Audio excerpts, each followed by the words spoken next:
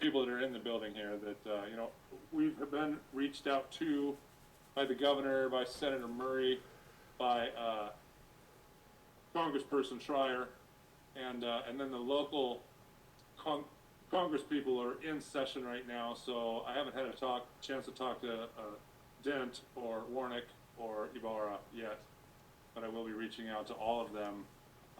The governor has declared a state of emergency just in general. It was partially due to the flooding, but it also includes the disasters that we're going through.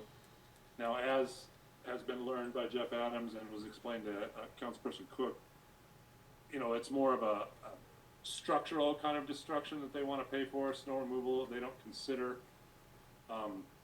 infrastructure damage, if you will. On the other hand, I see it as a public safety issue because I don't think we could have got ambulances or fire trucks around town. And I still think that there's roads in this city that we would have a hard time getting a fire truck down. And then if we did get another snowstorm, those roads that are still so thin, like 3rd Street from, if you go up there, we can't take a grader to it because it's so hard. It would just break the grader apart. I mean, we would be going up there with front loaders again, then you need dump trucks again, and if we did have the problem, Clay Ellen's going to need them all again, Ellensburg's going to need them all again. I mean, we're in line with everybody else, just like we went through. So, it was expensive. I would do it the same way next time if we have to, and we're going to get it paid for. There's no question in my mind, regardless of the FEMA monies or the state and the federal government are going to have our back for sure. They've all watched and. Can I make a comment? Yeah. Yeah. So the one thing I learned in the FEMA meeting that you're ill and weren't able to make it that I went to was they talked about stormwater was something that's very stormwater mitigation is very reverse, can be paid for. And so that was something I think I talked to Michelle about having Baba, because that was right when we went through the other week and did all the storms, they wanted us to take pictures of every storm drain and showing the snow and what we removed, because that is something that can be replaced with money. And so that was something they were really hot on, to make sure that you're taking care of and documenting all the stormwater mitigation that we've done, because it's preventing future damage down the road. And we have a recent storm in '09 that relates right to it. So that was something that, maybe if Bubba's got time, I can get with you tomorrow and we could talk some more about it. But we should probably start that documentation, because that was 100% reimbursable if we document it. If we get some other funding money too. So that was something that was really stressed, was that, and general snow removal has to be critical of something to try to get it paid for. So that was what I learned from that. So I think that's something we should do really well, because I think we can get a good chunk of our snow removal, of the emergency fix, percentage-wise, has a lot to do with storm mitigation and channeling, and we could probably document the heck out of that pretty easily. Well, and unfortunately, it's not all done. Driving by the park, I see that a lot of snow is piled up to where that electrical transformer is at that supplies power to the park. Hopefully that hasn't been damaged, but and I've noticed the sidewalk has big chunks missing out of it due to whatever. So after all the snow melts, we'll have to reevaluate everything too, because there's going to be some cost to putting some stuff back together. And then going off that note is really identifying everything that belongs to the city and marking it really well, not just fire hydrants, of course, but every little thing that's out there that could be damaged if we ever get back into this scenario, and making sure that we kind of hand those contractors that map and they know what's where, and so we're not damaging things. So I know it was an emergency. We had to do what we had to do, but just being prepared next year is something we need to look at as well as a city.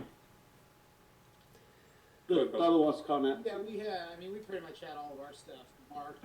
The nice thing with Advantage Dirt, we had, like Kyle Nicholson on the excavator, Jeff Faust, guys that were from here. And I went around in front of them and I marked, like I was taking spray paint, because I know a couple of those piles were cars, and I was writing car, hydrant, whatever, just so we avoided that. But we did get a couple fences, we got a couple cars. You can't expect that not to happen with that much snow. So And I'm not pointing fingers Yeah, at, we did- at mess ups. I'm just Oh yeah. looking yeah, at the future of next year. Oh yeah, we did. I did already. We started making taller snow poles because some of them were buried. There was so much snow. Oh yeah. When you have snow that's 8 or 10 Yeah. feet taller, yeah. After we had that leak up on West Nevada, with Yeah. that blow off, I was really nervous about a lot of those. There's a bump on those. We don't need a bump. We don't have a leak. That much snow on the ground. Yeah, So- the one thing I learned in the meeting, if it does go to FEMA, whether the county decides to go to state of emergency or not, the cities that have done that, the cumulative money within that area was $280,000 in damage within the county. So if us and Clown ended up with that much, that will qualify you for some FEMA, but it has to be a certain amount of damage. But it also was a 25% match, so you're aware of.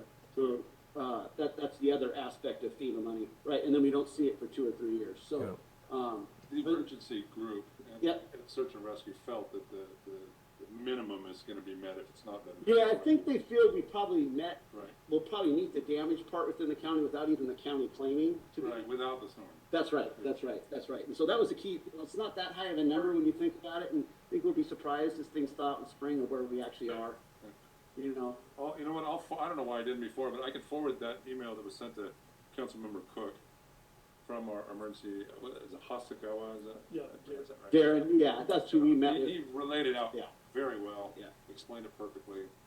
Explained how it's the governor and the president that, take care of a lot of it. Yeah, and not everybody has to claim a state of emergency. I That's mean, right. it's great if the county does, but it doesn't hinder our chances at all. It really goes directly to DC and our governor. And it really depends on those two right now of making the deal to get us FEMA dollars. And if DC takes the nod, and then that allows FEMA to be released funds for us.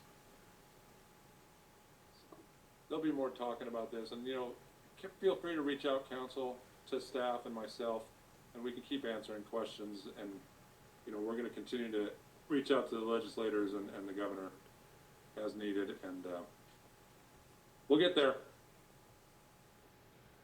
So last up is the council concerns. I know that Councilmember Cook or Councilmember Brodeen want to discuss propane. Yeah, I mean, it seems like it's pretty much on a lot of people's minds right now. I mean, for obvious reasons. It's been a really horrific year. I'm wondering what we can do to help. Would it help the fire department if we were able to have an inventory of, where the propane tanks are in town? We could, start working on that. I don't know if that would be useful, but it seems like it would, it certainly could be. Also, I was talking to Ann Miner, who told me that in years past, there were annual inspections of the propane systems, and that isn't happening anymore. And I don't know if that's something that residents would have to pay for, or if the propane companies would take that on. I mean, maybe that's why it's not being done anymore. But you who have lived here longer than I have might have some input about that. Anyhow, I'm just wondering what we can do. Just to piggyback on that, I know that the mayor sent out a great press release, and the fire marshal sent out a great sheet of information. I'm unsure or unclear if that's also gone out to people who don't actually live here. I apologize. My husband raised the storm and water bill, and he couldn't remember if something came in that. But if it didn't, I think that would be useful. I have 3 people around me who aren't here very often, and had to tell one of them to clear her tank, and just want to be sure that the whole community is covered. So That's a great idea, Janine. And we did not include it in this last one, so we're coming up on the next round. So okay, yeah, Red. I think your press release of the 21st really made it a really concise manner that would be really helpful for people to have. well, and that came directly from the fire marshal, so I can't take credit for it. And It then looked good. Chief Regan said that they're working on a propane type note to go into the utility bill for February.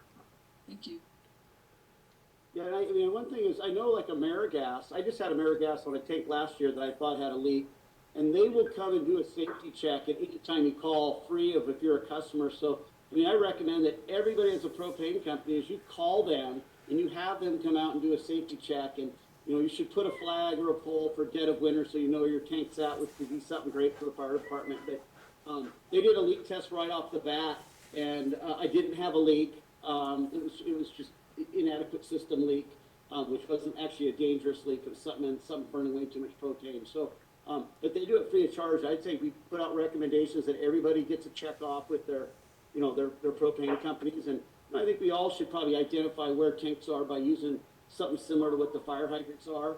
And maybe it's a specific color if you want to identify your tank for winter, that the fire department knows, hey, those green ones are propane tanks or those blue ones are propane tanks. But I think, you know, we could come up with some unified type program, and there's several things. Michelle and I've talked about the boxes that AmeriGas provides boxes to protect their valves from snowfall, and a lot of the other agencies don't do that. And Well, the steel heavy duty box that gets screwed because they like to see their regulators put on the house, not necessarily on the tank. And so that's a preventative action. It leaves airspace for the regulator to bleed. So there's lots of things out there. It's really people, and then also we know is I know people are going to harp about waiting for permits, but you know, illegal installs of propane items are not recommended in crawl spaces and basements and other things that we're finding.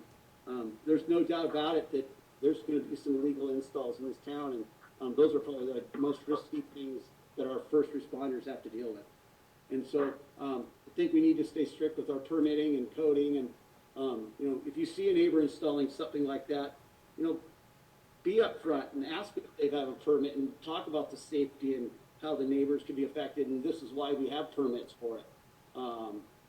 But that's, you know, all the above, I think, you know, from safety elements to identifying it to staying legal in the sense of installing equipment is huge.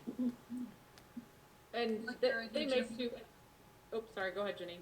I'm just gonna say, I like the idea of some kind of consistent flag, so that not just that hodgepodge thing. That would be really great, Jeff. I don't know if we could work on that as a city, but it'd be a good project. You know, we could identify something with the fire department fairly similar, fairly easy. And, you know, maybe we could find out a way to provide something to propane users that we put some type of flagging up and work with the fire department so they identify when they come to a site, you know, hey, there's the tank, you know, we have to get it shut off. Because if it's not a propane explosion but a regular fire, they're going to want to shut the tank off in general anyways. Good point. Jolly Mountain, definitely. Yep, yep. So I think there's lots of things we can help our citizens with, and but they're also going to need to step up themselves and take responsibility. You know, Yes, another. Go ahead. Okay. Well, I'll go ahead. Another thing that was brought up to me by Chris Martin was the idea that we are not doing regular fire inspection or safety inspections of the commercial buildings. And his suggestion was that we contract with the county fire marshal to have annual safety inspections of the commercial buildings downtown. So I don't know what you think about that, but I thought it sounded like a sensible idea. Do we have a contract with the Kitsap County Fire Marshal, or is that only for like building? We have none at all. Not presently. We don't have one now. Yeah, yeah. No, Chris had talked to me. I think you're right, Kathy. I think that's a good start with the commercial zones, which takes it off of our building department's hands and keeps them in compliance. So how would we proceed with that then? Just contact the fire department and get an estimate of what it would cost us to do that, or? Well, we can work with Corey and figure out how to proceed with that. Yeah. Mhm. Okay, thank you. Yeah, cheaper. Yeah, I did talk with the fire marshal about Great. What did And you then say? there's also, I was just going to add too, and I'm sure, you know, whatever the fire department publishes will probably talk about some of these, but they make some pretty inexpensive, like alarms that will detect parts per million of propane. They make automatic shutoffs. Those are a little bit pricier, but I mean, when we're talking $300-400, I mean, you know, what is it really worth? So Life, you know. yeah, there's several devices, and they're not, you know, if you were to install, the code would require it to have some of these types of devices installed if you were putting something like in a daylighted basement or something where you could do propane. But I don't know, I mean, my own parents have propane, and they were not aware that they make those types of inexpensive alarms. So some of those are huge. I mean, that thing will sense it before you smell it. So, but again, those are all still things that you're going to want to test annually. And do that. So a lot of it is probably just outreach and education, so, and awareness, and then maybe a reminder every year before the winter comes. Mhm. It seems that the snow creates. If we could A put a different- reminder in with the water bills about calling your propane company and having them come do safety checks, I think, you know, Sounds like Chiefs will work on that. yeah, yeah.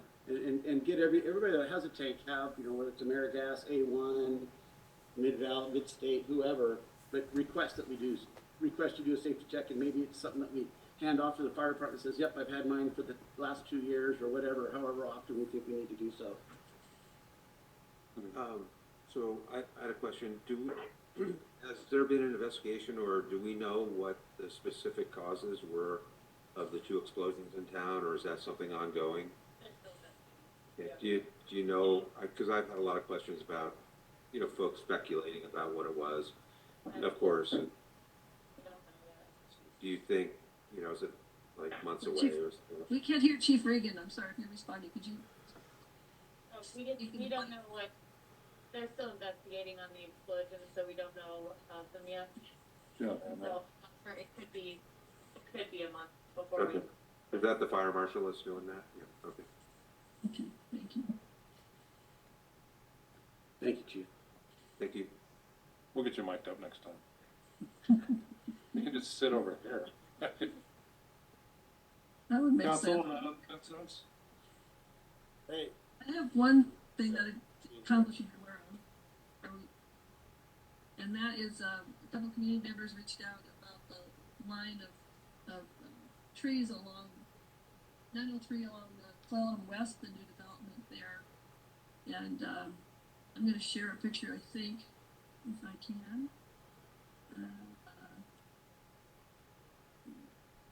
This is one of the trees along that area, and as you can see, there's a significant tip there. One of those trees I think went down last winter. Luckily, it came down up the side of the road. But Doug Johnson, who brought this to my attention, asked that we consider doing something so that it will fall into this highway and hurt somebody or do some damage.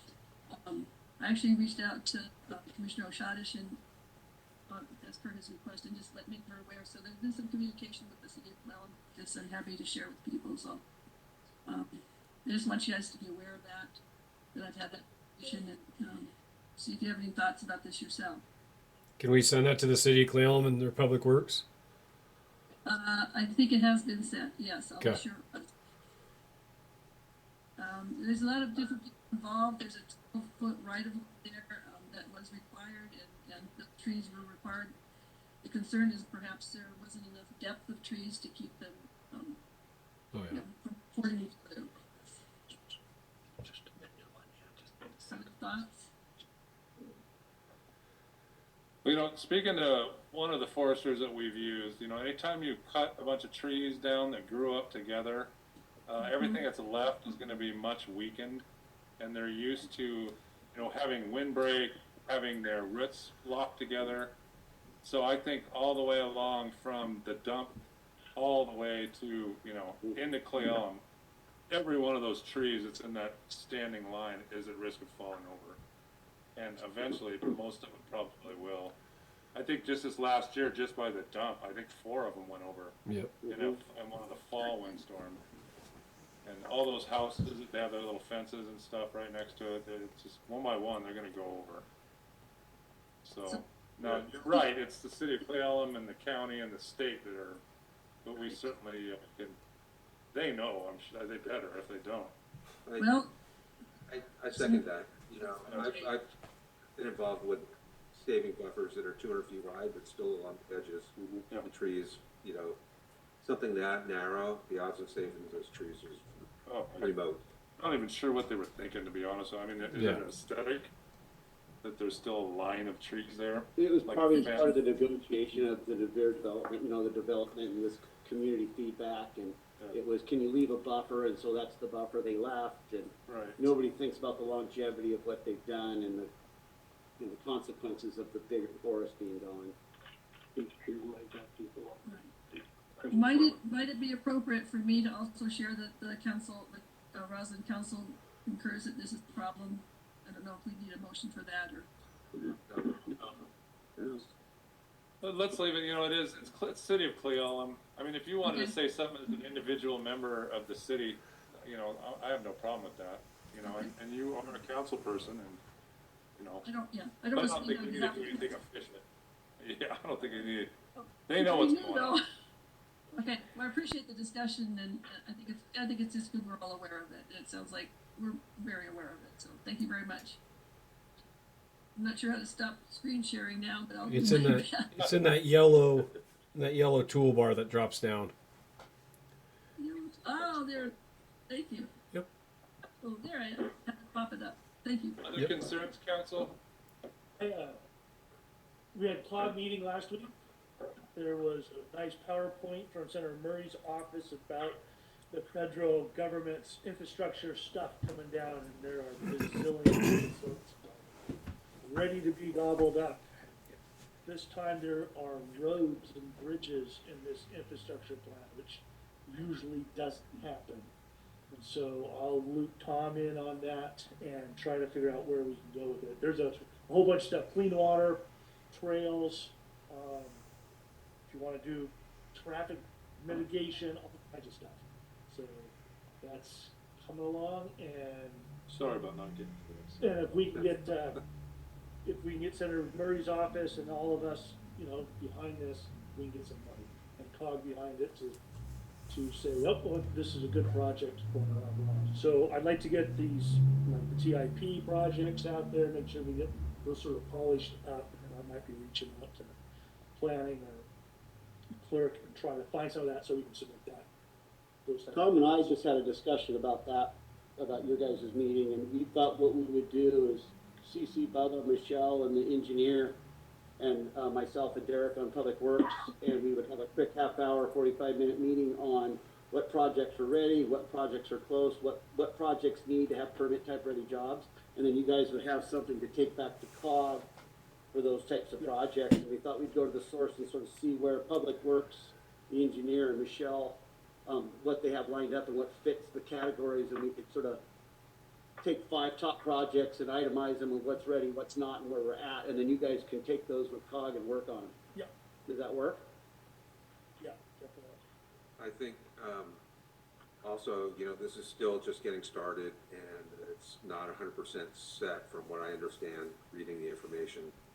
And so, one of the things we have to determine is how we have to be positioned. So even if we have projects, whether we need to have plans in place or council action or, whatever's necessary to put these things in motion. So I'm going to be reaching out. I talked to Jeff. I'm going to be reaching out to COG and just making sure that as they get more information on how this is going to be processed, we're in the loop. One project I'd like to see on that, which we've talked about since I started council, is the water transmission bridge, the lead paint that is currently going into the Cleolum River. There was an extensive project that we wanted to tape that off and get rid of all that lead paint and kind of redo that bridge. And so if there is that kind of funding out there, it's probably not top of the priority, but we've talked about it for so long, and it is an issue. So And it's still on the list. yeah, yep. That's a good, I mean, if we can't get money for other things, maybe that is the kind of project that, we can reach out to the federal government on. Yeah. Because that would be a pretty extensive project. Yeah, it would be very That's a expensive. really good idea. Yeah, Yeah. you can't scrape it and let those In the lead water. paint go into the water, so. Oh, no, it's a very expensive Yeah, project. Yeah, but I think we could get the Yakima Nation to help. I think we could get Suncadia to help. I think we could get everybody to put their names in the hat, even Cleellum, because that water goes right through them and it goes right down to Yakima. And we're just chipping off paint every year. So I think we could have a good case. I believe. Big environmental impact. Yeah, Yeah. fish and game, Yeah. I'm sure just about everybody would help. Yep. Yeah. Yep. Good one, Nolan. Thank you. I'd just like to personally thank Shannon O'Malley for her efforts in trying to restore that beautiful old building. And given that we just lost part of the Harper building, it's just heartbreaking that she's. Yeah. At any rate, yeah, I just really hope that things go your way because we really want to see these buildings preserved.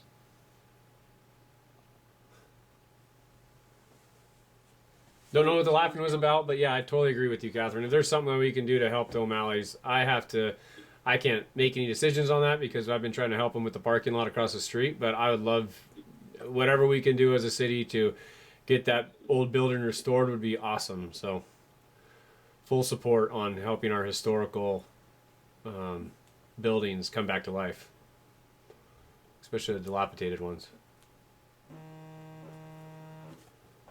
The only thing I had was I was wondering if there was anything reported or any movement on the OTAP contract and the moratorium. Not yet. She's supposed to. The next deadline was just the end of this month, so this week. So hopefully I'll hear something from her this week. If not, I'll follow. And is she going to provide like a preliminary report or something? I'll have to look at my notes, but I think it was that preliminary report that identified, what it was we wanted to update. Basically, is what was due at the end of this month. So, I'll reach out and touch base if I don't hear from her by tomorrow. Do we need to watch like do we have to put out a public notice for some of that? We want to make sure we get it out soon enough so we don't have to delay any meetings or push any meetings off. So, yeah. So we want to make that timing pretty accurate. So once she gets that initial, that's the review with staff and everything. So we'll have another meeting similar to that kickoff meeting that we had, and then from there, that will begin the public process. Okay. Maybe even that same. Great. Yeah. I don't want to waste days or weeks. Right. Yep. Is there a hearing scheduled for next council meeting? Well, like she said, just depending on what the report entails, when they want to do their kickoff. So we can knock that off. So we don't know exactly, but probably the second February meeting to give the Tribune and everybody time. Okay. If I were to guess. Yeah. Yeah. And are we picking the Tribune as our paper of choice? That was Yeah, always something it we. has been. It might have been a 2-year contract that we had agreed upon, or. Okay. Yeah, I think it's until canceled. Okay. And they do a good job.